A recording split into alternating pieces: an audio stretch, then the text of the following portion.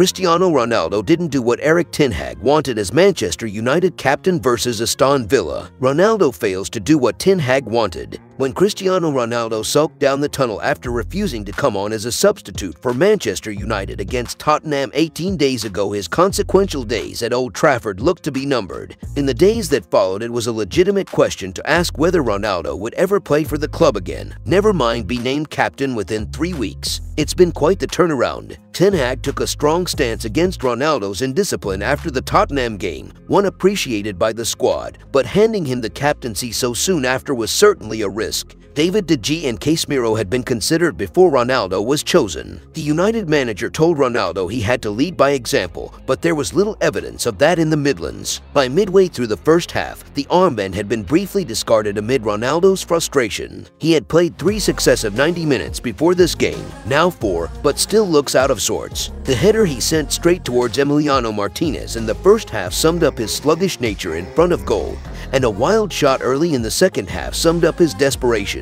With Anthony Martial back in a matchday squad, Ronaldo's days must surely be numbered. Having only conceded from a penalty in their last 715 minutes of competitive football, United probably thought their days of defensive disasters were behind them. So this was a worrying return to a familiar trend, with United defending amateurishly in their defeat against Aston Villa. They were cut to ribbons far too easily. They have certainly improved at the back under Ten Hag, but they still have a tendency to throw in performances lacking control and composure, often away from home when they suffer an early setback. They conceded after 10 minutes against Brentford and went on to let 4 in. The first goal against Manchester City came after 8 minutes and 5 more followed. At Villa Park it was 2 after 11 minutes and 3 by full time. Conceding goals in clusters remains a problem for this team, as does slow starts. 4 times now this season they have conceded inside the first 10 minutes of a game. Both of those issues need solving if United are to take the next step under Ten Hag.